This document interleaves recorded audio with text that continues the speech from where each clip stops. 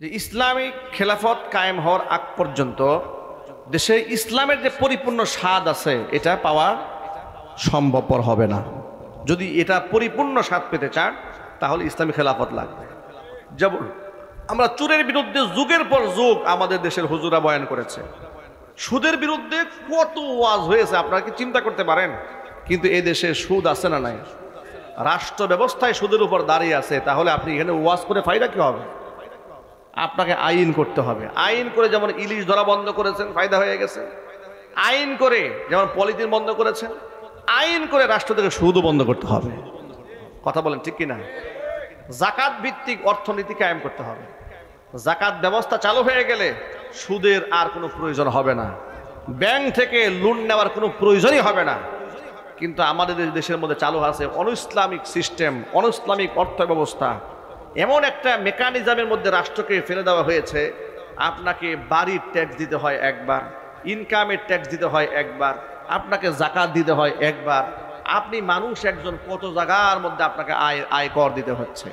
অথচ ইসলামী খেলাফত কায়েম হয়ে গেলে আপনি শুধুমাত্র একটা জায়গার মধ্যে অর্থ ব্যয় করবেন জাকাতের ক্ষেত্রে। যদি মাত্র রাষ্ট্রের ধনীদের জাকাতকে শুধুমাত্র 2.5% সঠিকভাবে এই দেশের মানুষের মধ্যে বন্টন করে দেওয়া যেত, সর্বোচ্চ 2 বছরের মধ্যে এদেশের মানুষদের মধ্যে থেকে দারিদ্রতা এমনভাবে দূর করা সম্ভব হতো, ভিক্ষা করার মতো একটা লোক মাইকিং করেও খুঁজে পাওয়া যেত না। এটা তখনই সম্ভব হবে যদি আপনি আইন করেন। হযরত আবু বকর সিদ্দিক রাদিয়াল্লাহু তাআলা আনহুর শাসনামলে তিনি যখন খলিফা হয়ে গেলেন, তো নবী করিম সাল্লাল্লাহু আলাইহি ওয়াসাল্লামের সময় যারা জাকাত দিত তাদের মধ্যে কিছু লোকদের মধ্যে অনীহা দেখতে পেলেন যে তিনি জাকাত এখন দেন না। তো অনেক সাহাবায়ে কেরাম আবু বকরের কাছে এসে বললেন না যে আবু বকর, আপনি এক কাজ করেন, যারা জাকাত দিতে চাচ্ছে না এদের বেশি হার্ড হওয়ার দরকার নাই। এমনি মুসলমানদের অবস্থা ভালো না, অনেক নও মুসলিমরা ইসলাম ছেড়ে দিয়েছে। আপনি এক কাজ করেন, যারা দিচ্ছে এটা গ্রহণ করে, যারা দিচ্ছেন না এদের ভাবে চুপ থাকেন। এই কথা শোনার পরে হযরত আবু বকর সিদ্দিক রাদিয়াল্লাহু তাআলা আনহু কি জবাব দিয়েছিলেন শুনেন।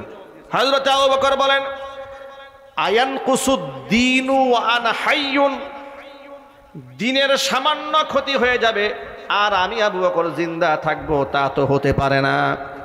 নবীর জামানায় যারা উটের যাকাত দিয়েছে তারা যদি এখন উটের একটা রশি যাকাত দিতে অস্বীকার করে, আমি আবু বকর তার বিরুদ্ধে যুদ্ধের ঘোষণা করব।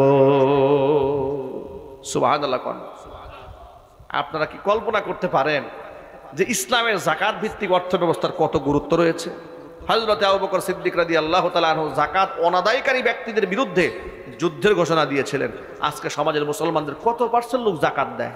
আর এটা কোনোদিন ওয়াজ দিয়া শেষ করা সম্ভব হবে না, এর জন্য আইনের প্রয়োজন। সুতরাং আল্লাহ রাব্বুল আলামিন যেন আমাদের সকলকে ইসলামী খেলাফতের জন্য সংগ্রাম করার তৌফিক দান করেন। সকলে চিৎকার দিয়ে এখন আল্লাহুম্মা আমিন। আর বিশেষ করে মা বোনদের পর্দার ব্যাপারে যে কথাগুলো বলেছি, আল্লাহ তাআলা আমার মা বোনদেরকে পর্দা করার তৌফিক দান করেন এবং মা বোনদেরকে পর্দার মধ্যে চালাবার জন্য পুরুষদের যত দায়িত্ব আছে সে দায়িত্বগুলো সঠিকভাবে আঞ্জাম দেওয়ার তৌফিক দান করেন। সকলে জোরে বলেন আমিন। মালিক তুমি জান্নাতে, তোমার পাশে আমায় একটি ঘর বানিয়ে দিও, একটি ঘর বানিয়ে দিও। মালিক তুমি জান্নাতে, তোমার পাশে আমায় একটি ঘর বানিয়ে দিও, একটি ঘর বানিয়ে দিও। সে বিভীষিকাময় মহাদিনে তোমার প্রতিবেশী করে নিও। মালিক তুমি জান্নাতে, তোমার পাশে আমায় একটি ঘর বানিয়ে দিও, একটি ঘর বানিয়ে দিও। যেদিন কেহ আসবে না কারো কোনো কাজেই, যেদিন কেহ, যেদিন পাপী পাপের বোঝায় মরবে লাজেই, পুলসিরাত পার হতে গিয়ে পিছলে যাবে কত পথিক, আবার কেহ পুণ্য নিয়ে পার হয়ে যাবে ঠিক ঠিক। সে মহাদিনের মহাক্ষণে, সে মহাদিনের মহাক্ষণে পার করে তুমি দিও মালিক, তুমি জান্নাতে তোমার পাশে আমায় একটি ঘর বানিয়ে দিও, একটি ঘর বানিয়ে দিও, একটি ঘর বানিয়ে দিও। সকলেই বলুন আল্লাহুম্মা আমিন। স্বাধীনভাবে এই মিম্বারে বসে মানুষের সামনে কোরআন সুন্নাহ সব কথা আলেমরা বলতে পারেন নাই, তারা বলতে পারেননি অথবা বলতে দেওয়া হয়নি।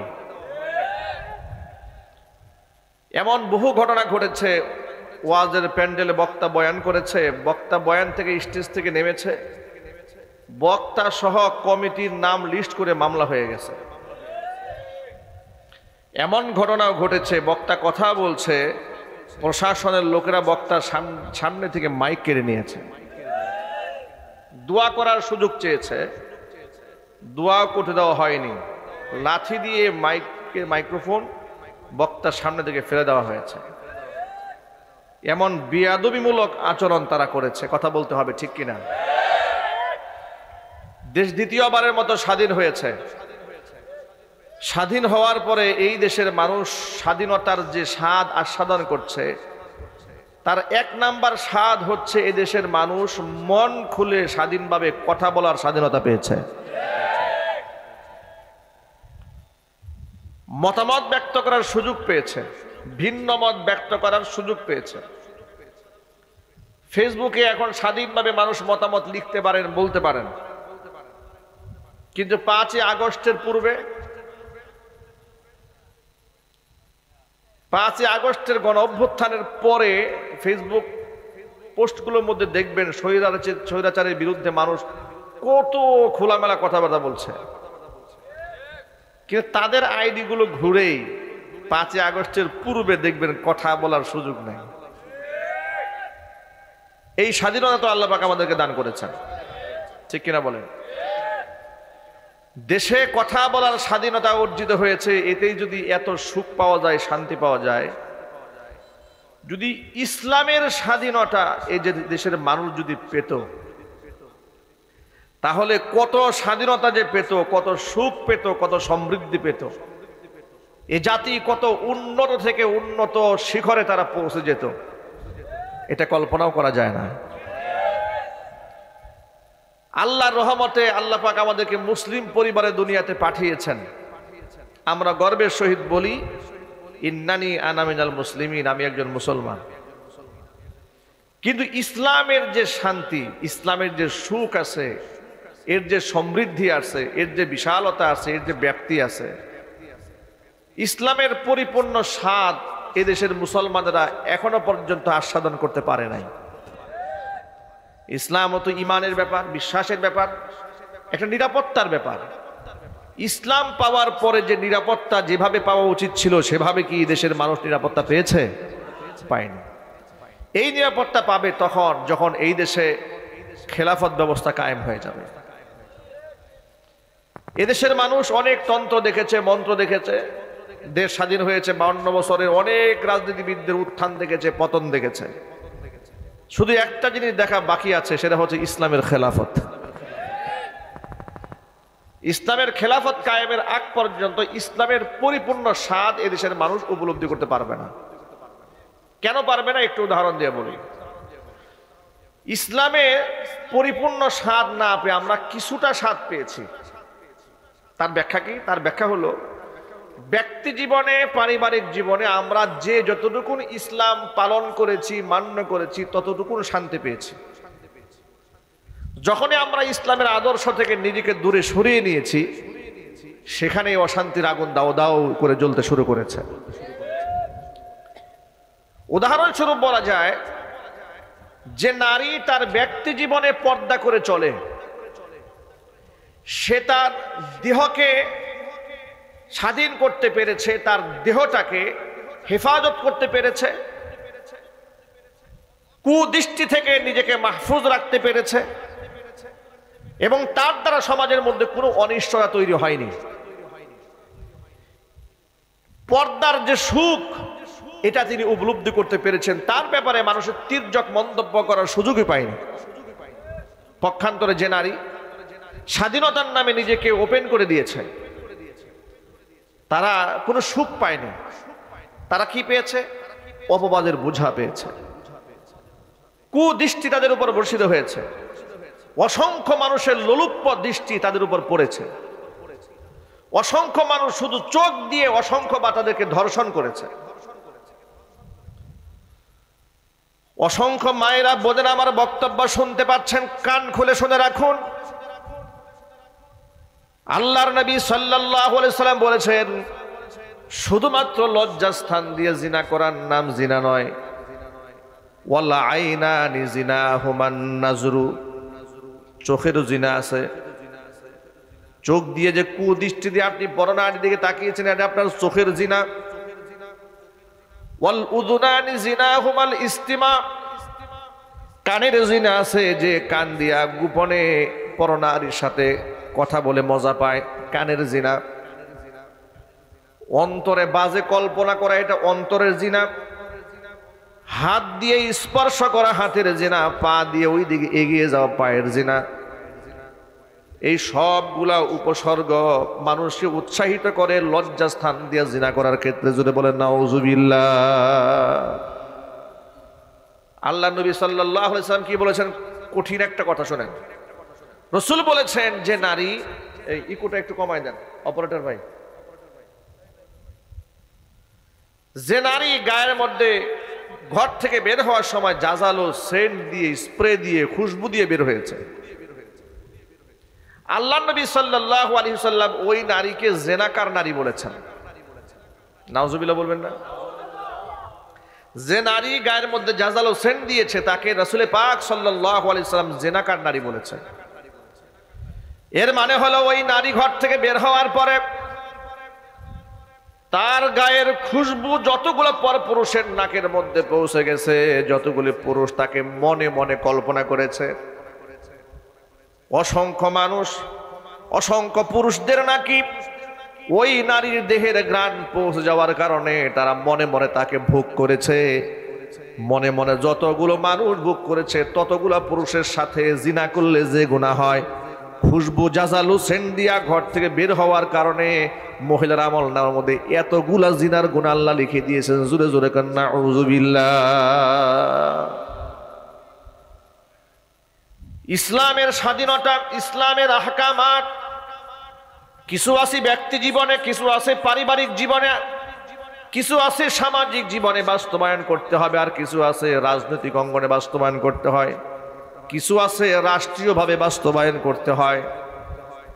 যদি এগুলো ইসলামের পরিপূর্ণ স্বাদ কোনো মুসলমান সাধন করতে যায়, তাহলে ঘরের একেবারে রান্নাঘর থেকে শুরু করে জাতীয় সংসদ ভবন পর্যন্ত কোরআন কারীমের আইন বাস্তবায়ন করতে হবে।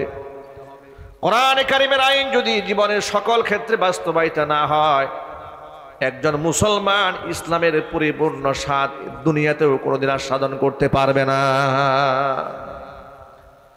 একটা মুসলমানের সমাজের দাবি ছিল কোনো বেপর্দা বেহায়া মহিলা নির্লজ্জভাবে তার চোখের সামনে ঘুরবে না।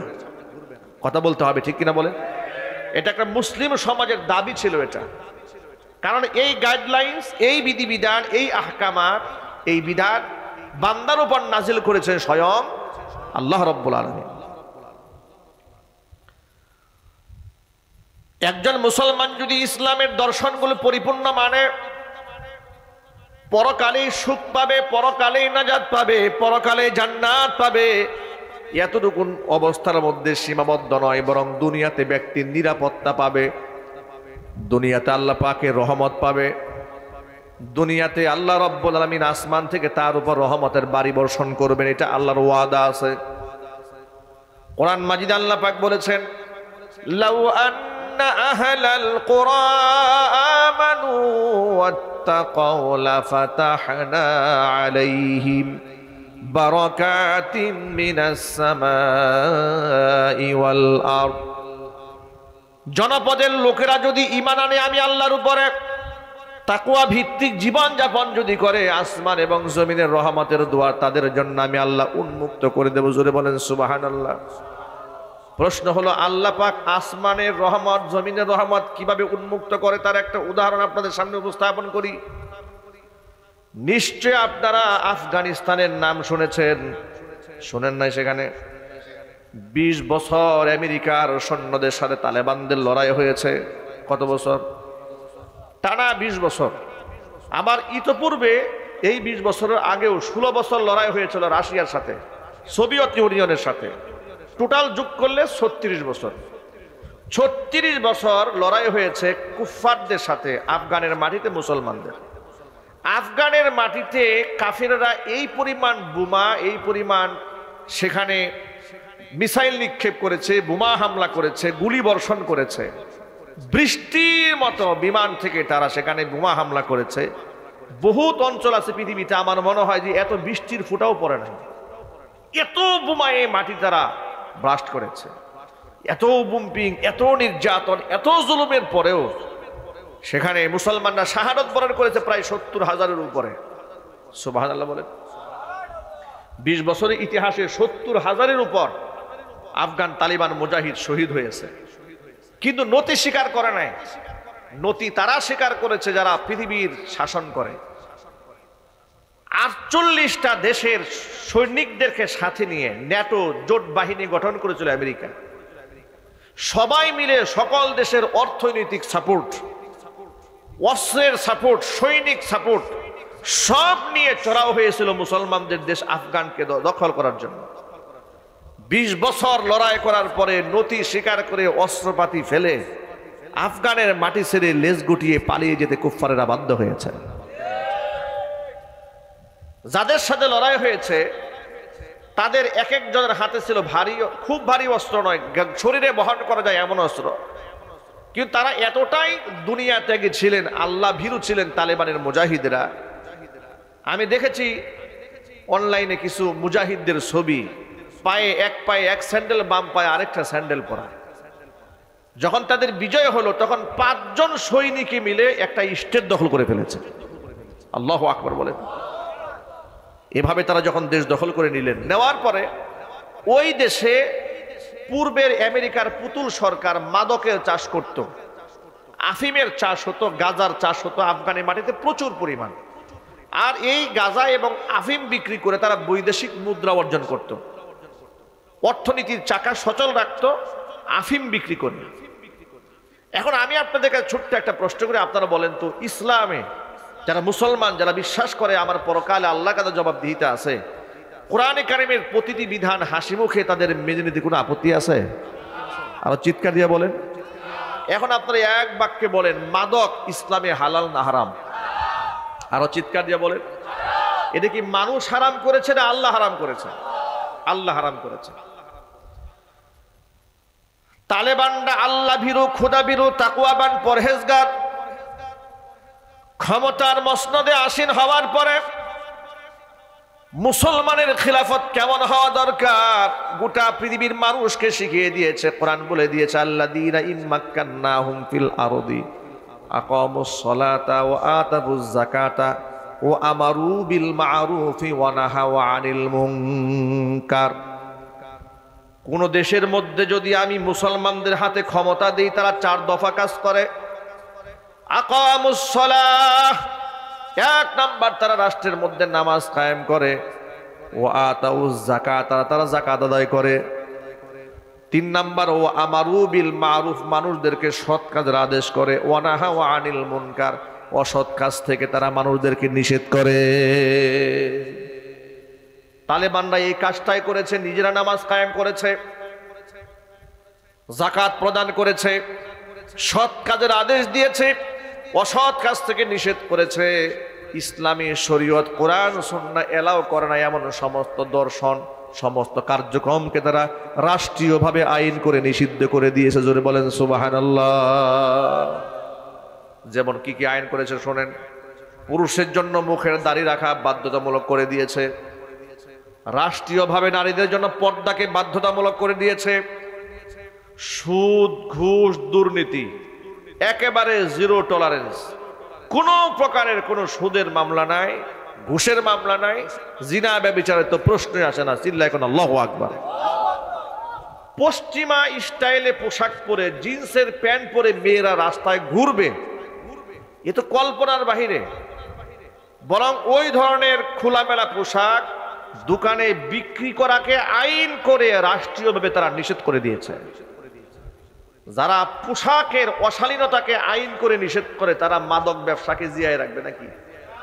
তারা কি করেছে শোনেন। প্রথম বর্ষ এসেই আইন করে দিয়েছে, আফগানের 1 ইঞ্চি মাটির মধ্যে মাদকের একটা চারা থাকতে পারবে না। সুবহানাল্লাহ বলবেন না? এখন আন্দাজ করেন, যে মাদক বিক্রি করে বৈদেশিক মুদ্রা আসতো, সেই মাদক চাষ বন্ধ হয়ে গেছে। ওই দেশেও তো আমাদের দেশে যেমন শাহরিয়ার কবিররা আছে, মুনতাসির মামুনরা আছে, হাসানুল হক ইনু, রাশেদ খান মেনন আছে। ওদের দেশে কি এরকম 2-1টা ইনু মেনন নাই? ওদের দেশে কি এরকম 2-1টা রাশেদ খান মেনন নাই?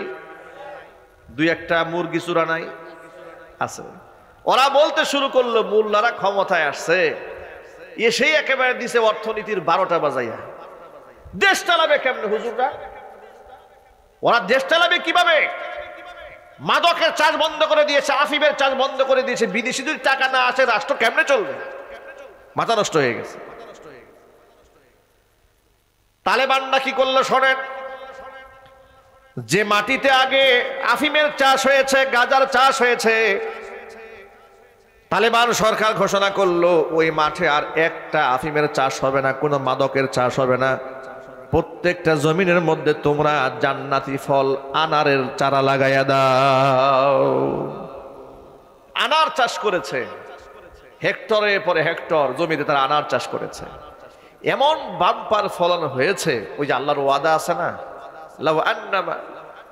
লাউ আন্না আহলাল কুরআ আমানু ওয়াত্তাকাউ, যদি এলাকার লোকের ঈমান আনে, আমাকে ভয় করে, আমি এদের জন্য আসমানের রহমতের দুয়ার খুলবো, জমিনের দুয়ার খুলে দেব। সুবহানাল্লাহ বলেন। আল্লাহ এমন বরকত দিলেন, আনারের এত সুন্দর চারা সেখানে গজায় গেল, আর এমন ফল সেখানে আসলো।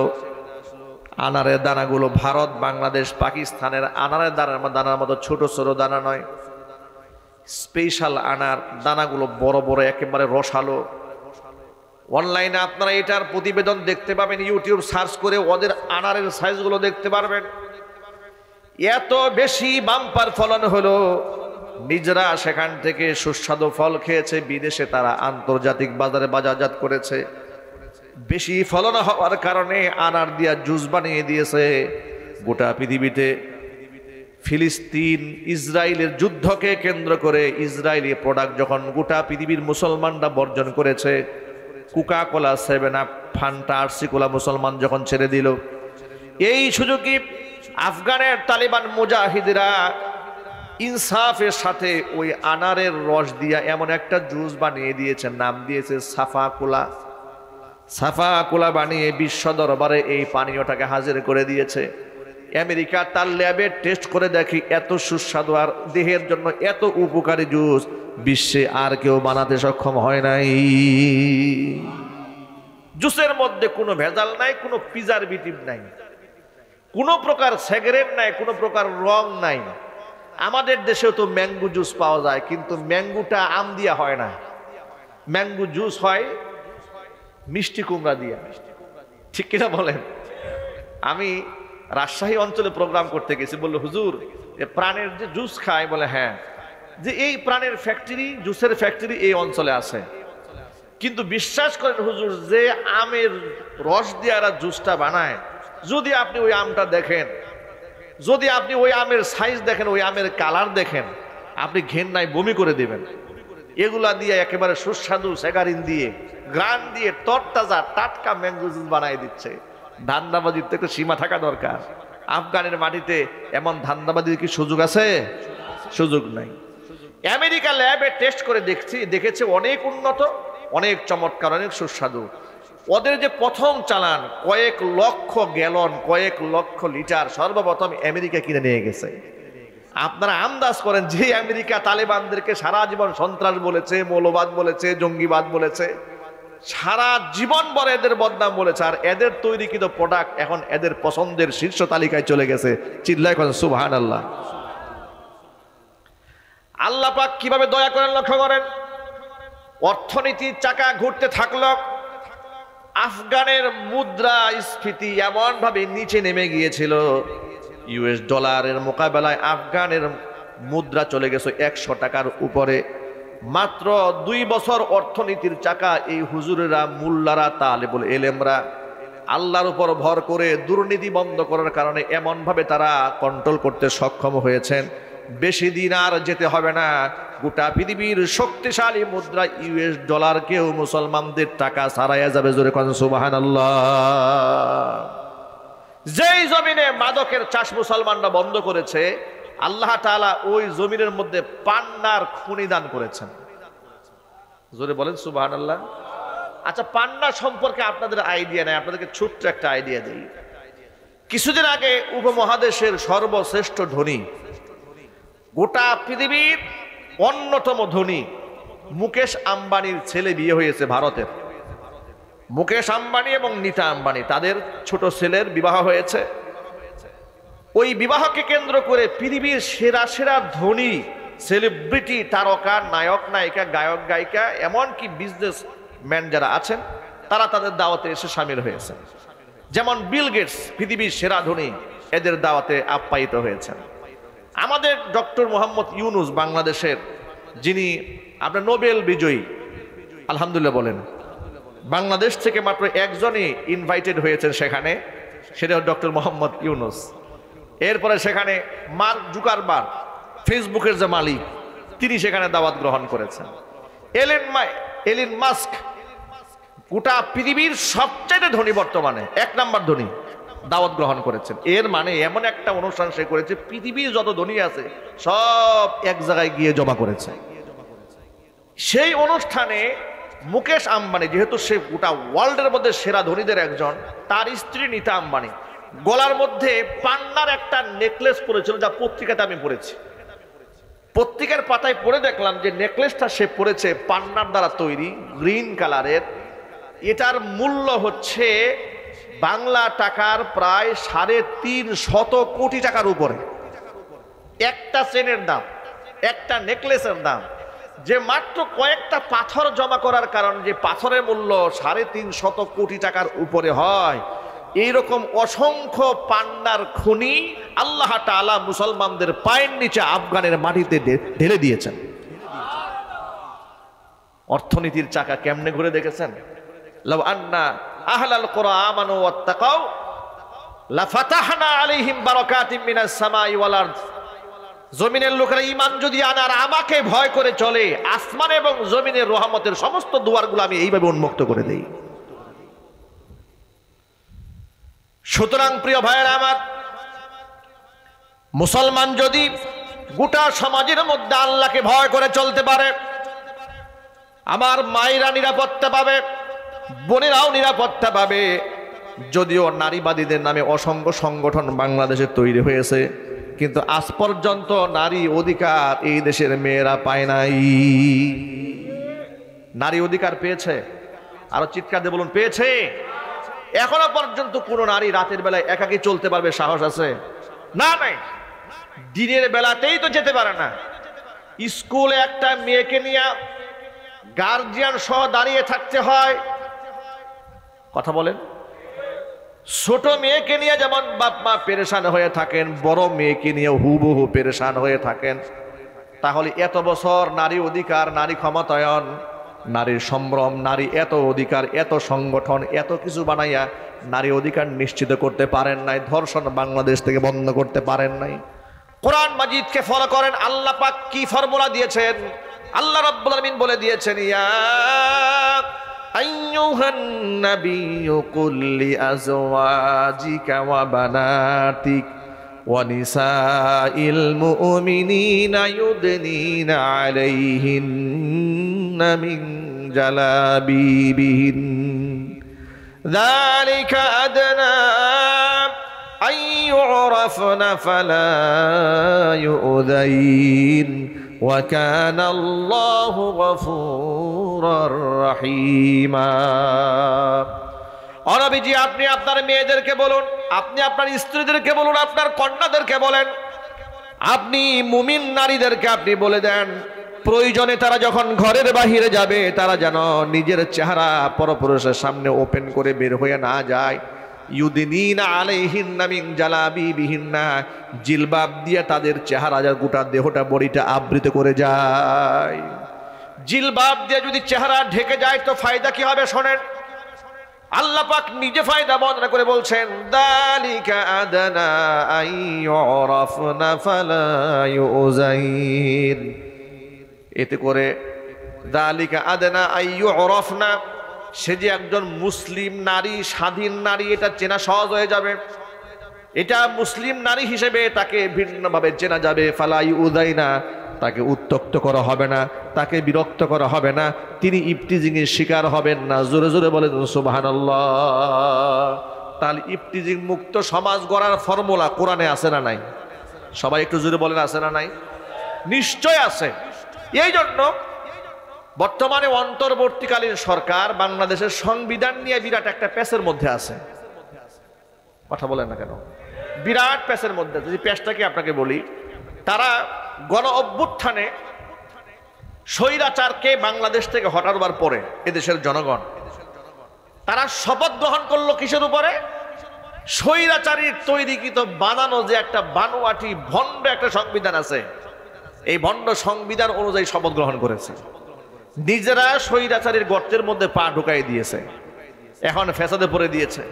ফ্যাসাদে এমন ভাবে পড়েছে যে এখন এই সংবিধানের অনেক কিছুই তো স্বার্থ বিরোধী, দেশ বিরোধী, রাষ্ট্র বিরোধী, জনগণ বিরোধী। এখন এমন কিছু ফর্মুলা আছে যেগুলো পরিবর্তনও করা যায় না। আমরা আমাদের ভাষায় বলি যে এগুলা তো সব মানুষ করেছে নিজের স্বার্থ সিদ্ধির জন্য, যা পরিবর্তন করা যায়, পরিবর্ধন করা যায়। পঞ্চম সংশোধনী, ষষ্ঠ সংশোধনী তো এই জন্য হয়েছে, বারবার মানুষ এগুলাকে বানিয়েছে। বরং সংবিধান তো এমন হওয়া উচিত যেখানে মানুষের হাত দেওয়ার জায়গা থাকে না। কথা বলেন ঠিক কিনা? আর সেই সংবিধান নাম হচ্ছে কোরআন মাজিদ। জোরে কোন সুবহানাল্লাহ। যদি এই নীতিমালা অবলম্বন করা যায় যে আল্লাহর কোরআনের নীতিমালা অনুযায়ী দেশ চলবে, সমাজ চলবে, তাহলেই এই দেশে শান্তি আসবে, এই দেশের মানুষ সমৃদ্ধি পাবে ইনশাআল্লাহ। বলেন, নিরাপত্তা পাবে। আপনাদেরকে ছোট্ট একটা কথা বলি। আচ্ছা, আপনারা এক বাক্যে সকলে জবাব দিয়ে বলেন তো, এই দেশ কি অনেক উন্নত দেশ নাকি ঋণগ্রস্ত? লক্ষ লক্ষ কোটি টাকা, হাজার হাজার কোটি টাকা না, লক্ষ লক্ষ কোটি টাকা স্বৈরাচার ঋণ করে উন্নয়নের নামে লুটপাট করেছে। যদি বলেন ঠিক কিনা? যেখানে বাজেট হওয়া দরকার 10 টাকা, বাজেট করেছে 10,000 টাকা।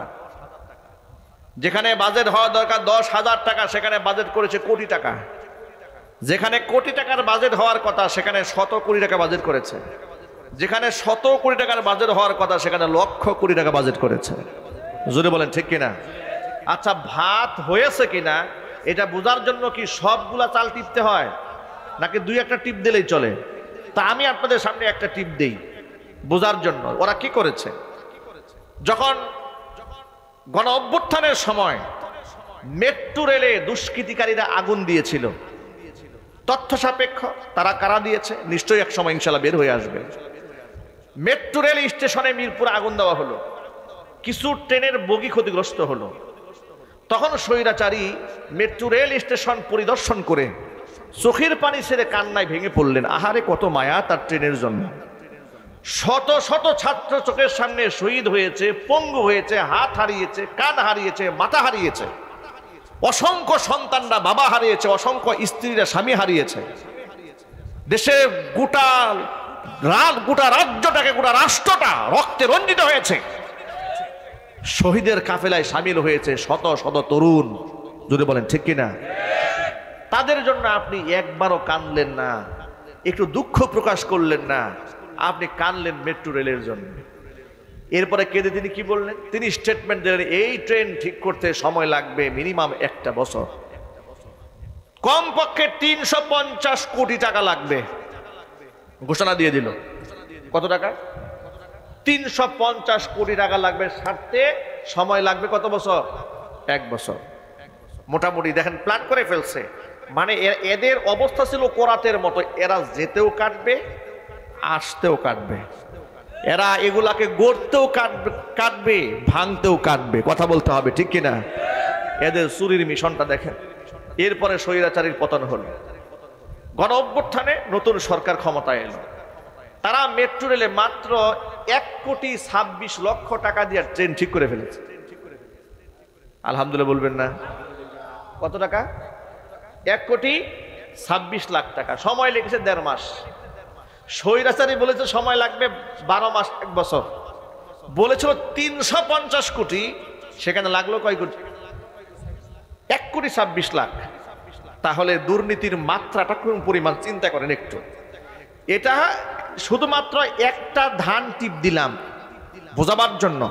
যদি একটা সেক্টরে যদি তাদের দুর্নীতির মাত্রাটা এমন হয়, তাহলে পদ্মা সেতু বানায় দেখে কেমন খাওয়া খাইছে? কথা বলে না। এক্সপ্রেস ওয়ে বানাতে গিয়ে কেমন খাওয়া খেয়েছে? গোটা দেশটাকে লুটপাটের স্বর্গরাজ্য বানিয়েছিল। চিল্লাই বলতে হবে ঠিক কিনা? ওরা বুঝে ফেলেছিল রাজনীতি করে এমন পয়সা কামানো শুধু বাংলাদেশেই সম্ভব। এই জন্য এদের রাজনীতির যে লোভ আর লালসা, জুতা পিটা করলেও ক্ষমতা ছাড়তে চায় না। এরা ফাঁসির দণ্ডে দণ্ডিত হবে, মরে যাবে, কিন্তু ক্ষমতা ছাড়তে চায় না। তার কারণটা কি? তার কারণ হলো এটাই এমন একটা চেয়ার, এখানে বসে যে পয়সা ইনকাম করা যায়, গোটা পৃথিবীর কোন সেক্টর থেকে এত তাড়াতাড়ি এত বড় লোক হওয়া যায় না।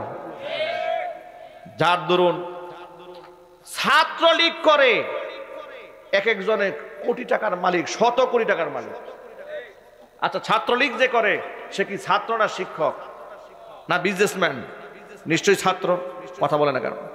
ছাত্র সংগঠন করে তো ছাত্রই। তো ছাত্র অবস্থায় হেলিকপ্টারে বিবাহ করতে যায়, হেলিকপ্টারে বিবাহ করতে গিয়েছে, ব্যাংক ব্যালেন্স, গাড়ি, বাড়ি, নারী, টাকা পয়সার অভাব নাই।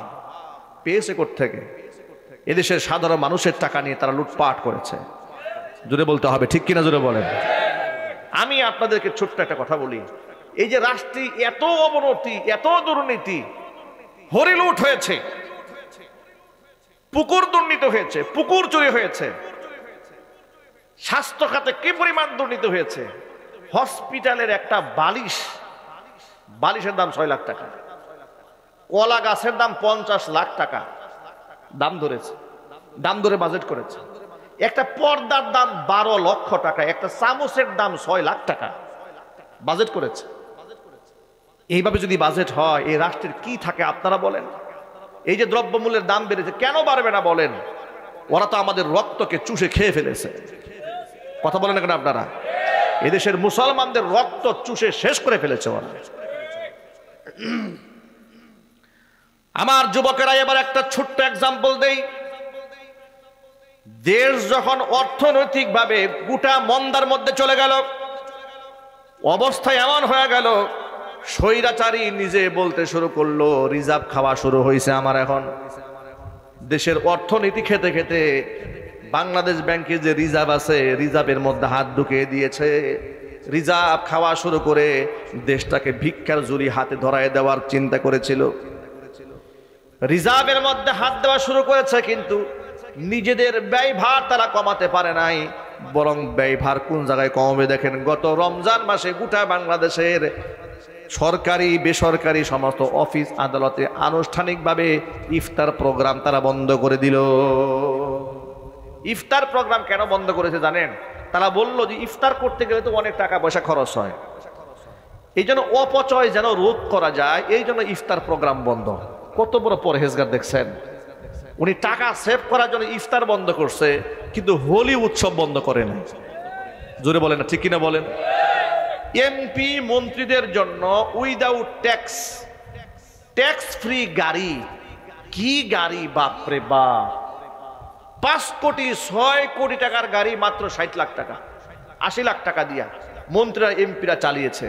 আমার প্রশ্ন হচ্ছে, মন্ত্রীদের জন্য এত দামি গাড়ি, এত দামি বাড়ি, আলিশান জিন্দেগি, এগুলাকে সেভ না করে উনি আসছে মুসলমানদের ইফতার সেভ করতে। আসলে ইফতার সেভ করা তো উদ্দেশ্য নয়, উদ্দেশ্য হচ্ছে মুসলমান যেন ইফতার খাইতেই না পারে। চিৎকার দিয়ে বলেন ঠিক কিনা? মুসলমানের আচার অনুষ্ঠান ওর কলিজার মধ্যে গিয়ে আঘাত হানতো, কারণ তার মধ্যে ইসলামের কিছুই ছিল না।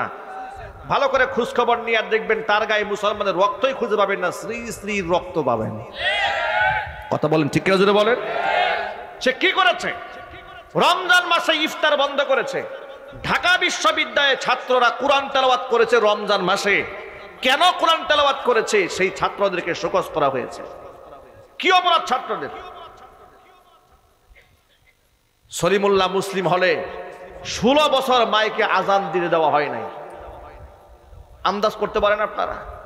ঢাকা বিশ্ববিদ্যালয়ে কোনোদিন সিরাত সেমিনার হয় নাই, তাফসির মাহফিল হয় নাই, কিন্তু সেখানে সরস্বতী পূজা হয়েছে, সেখানে গুরু নানকের অনুষ্ঠান হয়েছে, শিখ সম্প্রদায়ের পূজা হয়েছে। মুসলমান কোরআনে তাফসির করতে পারে নাই, তাফসির করবে দূরে করে তেলাওয়াতও করতে পারে নাই। আবার যেগুলার প্রতিবাদ আপনি করবেন, ওরা যে আপনার ইসলাম নিয়ে সিনেমিনি খেলে, ধর্ম নিয়ে সিনেমিনি খেলে, ইসলামের কৃষ্টি কালচার নিয়ে সিনেমিনি খেলে, আপনি যদি প্রতিবাদ করেছেন তো আপনি মরেছেন। প্রতিবাদ যে আলেম করেছে সে আলেমকে মৌলবাদ তকমা দিয়া জেলখানায় ঢুকিয়ে দিয়েছে। আমার মতো ছোট্ট মানুষকে গাজীপুর লক্ষ্মীপুরা অঞ্চল থেকে মাহফিল থেকে ধরে নিয়ে গেছে। মাহফিল থেকে যখন ধরে নিয়ে যাচ্ছে, প্রশাসনের লোককে জিজ্ঞেস করলাম আমাকে নিয়ে যাচ্ছেন কোথায়? বলে থানায়। অপরাধ কি আমার? কিছু বলতে পারবে, সব উপরের নির্দেশ। নিয়ে গেল, গারদে সারা রাত রাখলো, সকালবেলা কোর্টে চালান করে দিয়েছে, কোর্টে হাজির দিয়েছি। ম্যাজিস্ট্রেটের আদালতে যখন দাঁড়িয়েছে আমি, এরপরে শুনলাম মামলার ইজহারে লিখেছে যে আমরা কোথাও গোপন বৈঠক করতেছিলাম রাষ্ট্রের নাশকতা তৈরি করার জন্য। প্রায় বেশ কিছু লোক সেখানে ছিল, সকলেই পুলিশের ধাওয়া খেয়ে পালাইছে, 5-7 জন আমরা পালাতে পারি নাই। আমাদের কাছে বিশেষ করে আমার পকেটে 16টা ককটেল পাওয়া গেছে। মামলা সাজিয়েছে।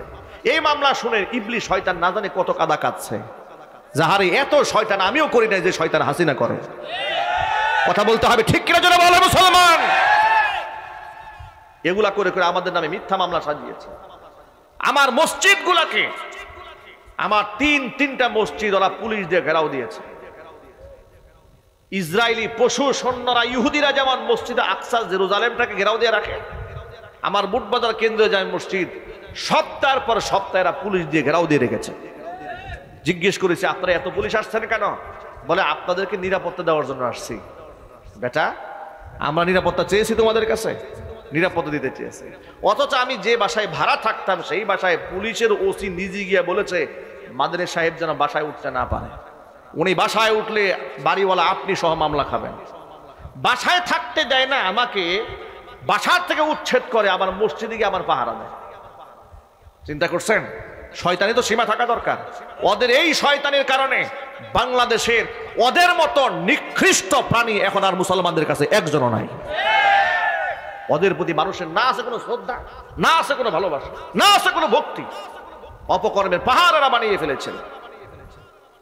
আমি এর দ্বারা একচেটিয়া সকলের কথা বলি না। প্রশাসনের মধ্যে ভালো মানুষও ছিল, তারা ছিল মাজলুম, তারা কথা বলতে পারে নাই, আওয়াজ করতে পারে নাই। জালেমরাই ক্ষমতা চালিয়েছে, চিল্লায় বলতে হবে ঠিক কিনা। কথা অনেক লম্বা হয়ে যাচ্ছে, মূল কথায় ফিরে আসি। মূল কথা হলো ইসলামের উপর তারা যে আঘাত এনেছিল, ইসলামকে মিটাবার জন্য এই দেশের শ্রেষ্ঠ আলেমদের নামের তালিকা তৈরি করে দুর্নীতিবাজ প্রমাণ করার জন্য দুদকের নাম জমা দিয়েছিল। শুধু কি তাই, শ্রেষ্ঠ শ্রেষ্ঠ আলেমদেরকে মিথ্যা মামলা দিয়ে কোমরের মধ্যে গরুর রশি লাগিয়েছিল। দুই হাতের মধ্যে হ্যান্ডকাপ পরা, পায়ের মধ্যে ডান্ডা বেরি পরা, মাথার মধ্যে বুলেট প্রুফ হেলমেট, জ্যাকেট সব দিয়েছে। মানে নিয়ে যাচ্ছে একজন আলেমকে, না জানি কত বড় সন্ত্রাসকে নিয়ে যাচ্ছে, না জানি কত বড় ক্যাডারকে নিয়ে যাচ্ছে। আলেমদেরকে যখন এইভাবে তার অপমান করতো, এই দেশের মানুষ আলেমদের জন্য কান্না করতো, চোখের পানি ফেলতো। কথা বলেন ঠিক কিনা? আলেমদেরকে শুয়ে একটু বরকত নেওয়ার চেষ্টা করতো, এদের জন্য দোয়া করতো আল্লাহর কাছে। আর যারা আলেমদেরকে এইভাবে মানুষের সামনে বেইজ্জত করার ষড়যন্ত্র করেছিল, আজকে তাদের হাতে যখন হ্যান্ডকাপ লেগেছে, তাদেরকেও যখন আদালতে উঠানো হচ্ছে, মানুষ এই দৃশ্য দেখে এখন আর কাঁদে না, মানুষ শুধু হাসে, আনন্দ উল্লাস করে, আর সুযোগ পেলে ওদের কপালের মধ্যে দুই একটা লাথি মারে। জোরে বলতে হবে ঠিক কিনা বলেন? সুতরাং আলেমদের সাথে গুতাগুতি করতে আসবেন না, নিজের কপাল আগুনের মধ্যে আল্লাহ পাক পুড়ায় দেবে। আলেমরা রেসপেক্টেড পারসন, সমাজের মধ্যে সম্মানের জায়গায় আল্লাহ পাক তাদেরকে আসীন দিয়েছেন। আপনি হিংসা করে হবেটা কি? কোরআন মাজিদ আল্লাহ রাব্বুল আমিন যেখানে নিজে বলেছেন, ইয়ারফাইল্লাহুল্লাযীনা আমানু মিনকুম ওয়াল্লাযীনা উতুল ইলমা দারাজাত। আল্লাহ পাক বলেছে, ঈমানদারদের সম্মান আমি আল্লাহ বাড়ায় দেব। ওয়াল্লাযীনা উতুল ইলমা দারাজাত, যাদেরকে ইলম দান করা হয়েছে তাদের মর্তবা আমি আল্লাহ পাক বাড়ায় দেব। যেহেতু আল্লাহর ওয়াদা আছে, আহলে ইলম মানুষদেরকে আল্লাহ পাক সম্মানিত করেন, আল্লাহর ওয়াদা কি মিথ্যা হতে পারে? জোরে বলুন। যার দরুন শত অপবাদের বোঝা আলেমদের কাঁধের উপর তারা চাপিয়ে দেওয়ার পরেও আলেমদের সম্মান একটুকু তারা নষ্ট করতে পারে নাই, বরং যেই সমস্ত আলেমদের উপরে যত বেশি জুলুম করা হয়েছে, মানুষের কাছে ওই সমস্ত আলেমদেরকে আল্লাহ পাক তত বেশি জনপ্রিয় বানিয়ে দিয়েছে। তারা চেয়েছিল মাওলানা মামুনুল হককে দুশ্চরিত্র হিসেবে জাতির সামনে উপস্থাপন করতে, পেরেছে? সবাই একটু জোরে বলুন, পেরেছে? মামুনুল হক সাহেবকে খারাপ মানুষ বলে জনগণ প্রত্যাখ্যান করেছে? না, প্রত্যাখ্যান করে নাই, বরং তাকে হৃদয় দিয়ে গ্রহণ করেছে। গোটা বাংলাদেশের 64 জেলায় যেখানে যাচ্ছেন তিনি হেঁটে গেলেও এখন মিছিল হয়ে যাচ্ছে।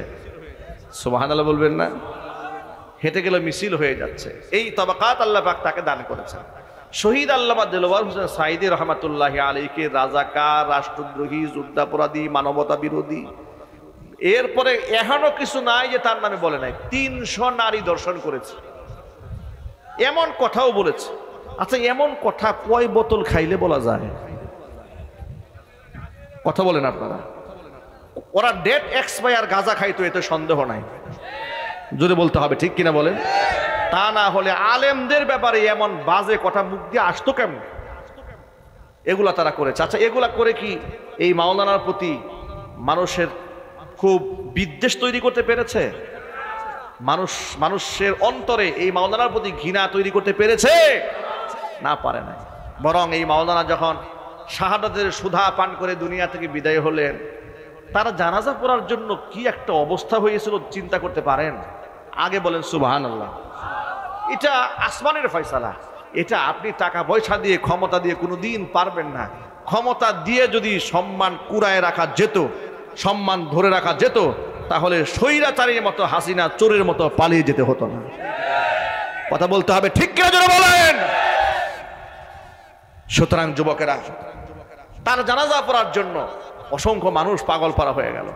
ঢাকা শহরে আমরা দেখেছি জানাজা যেন ঢাকায় হয়, লাশের গাড়ি ঢাকা শহর থেকে যেন দূরে নিতে না পারে, প্রশাসন জোর করে অ্যাম্বুলেন্সের সামনে লোকেরা শুয়ে পড়েছে।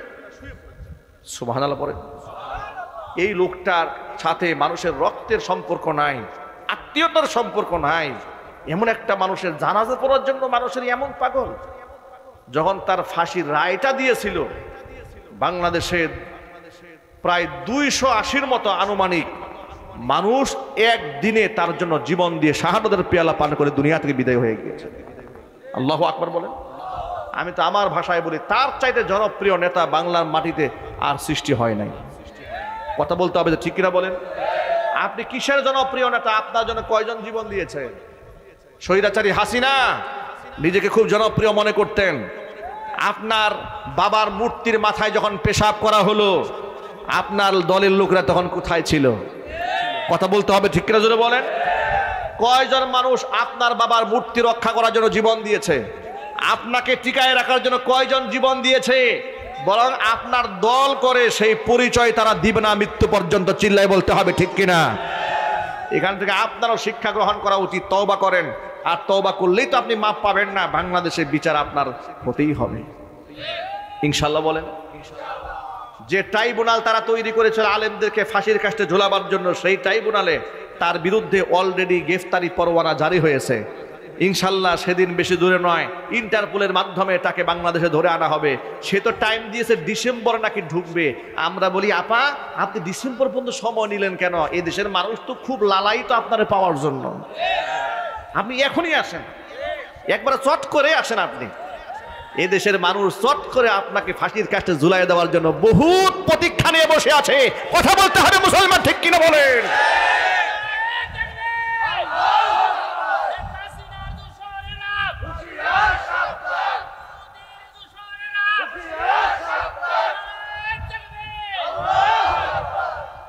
যুবক ভাইয়েরা আমার, ইসলাম যদি সমাজে প্রতিষ্ঠিত হয়ে যায়, সব দুর্নীতির ছিদ্র বন্ধ হয়ে যাবে, জবাবদিহিতামূলক রাষ্ট্র পরিচালিত হবে।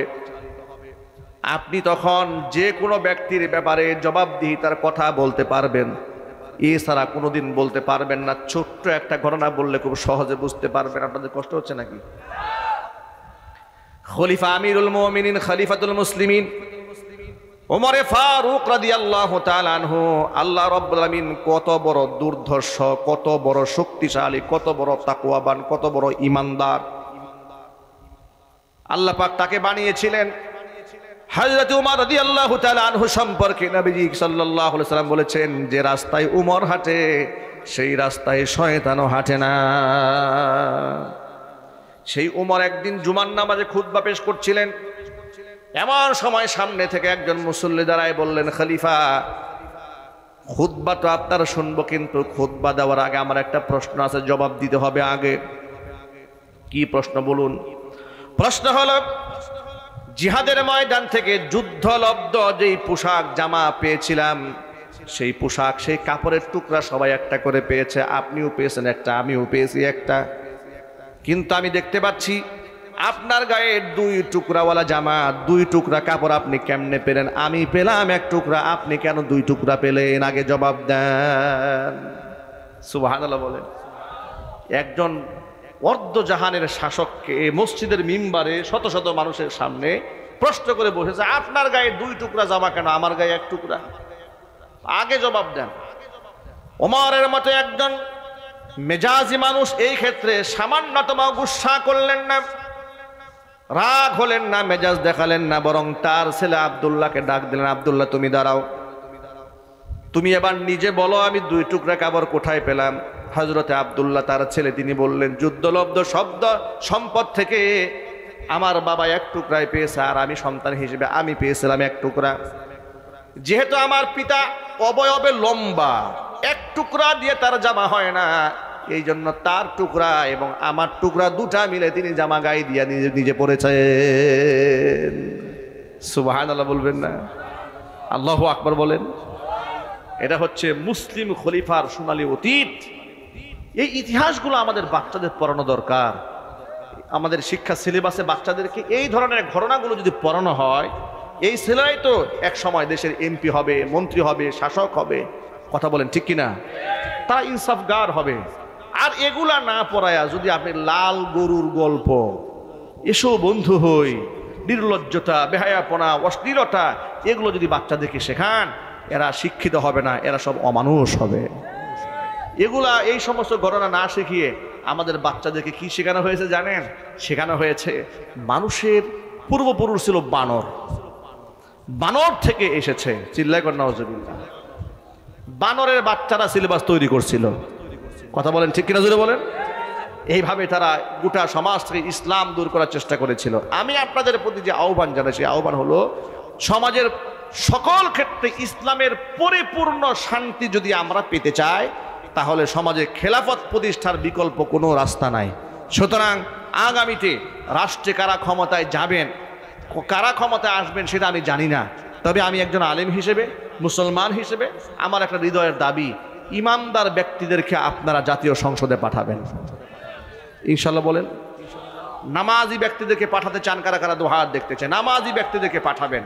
আল্লাহ রাব্বুল আমিন যেন কবুল করেন। জোরে করে আমিন, আরো চিৎকার দিয়ে এখন আমিন। হাত নামান। খেলাফত যদি প্রতিষ্ঠিত হয়ে যায়, এত ওয়াজ করে সমাজ থেকে সুদ বন্ধ করার প্রয়োজন হবে না, ঠিক কিনা? জোরে বলেন। এই যে এত ওয়াজ করি, কি সুদ বন্ধ হয় এলাকা থেকে? ঘুষ বন্ধ হয়? দুর্নীতি বন্ধ হয়? কোনো দিন বন্ধ হবে না। অনেক কিছু আছে আইনের ব্যাপার, অনেক কিছু কি আছে আইনের ব্যাপার। যেমন উদাহরণস্বরূপ বলেন, বাংলাদেশে সরকার আইন কি করলো?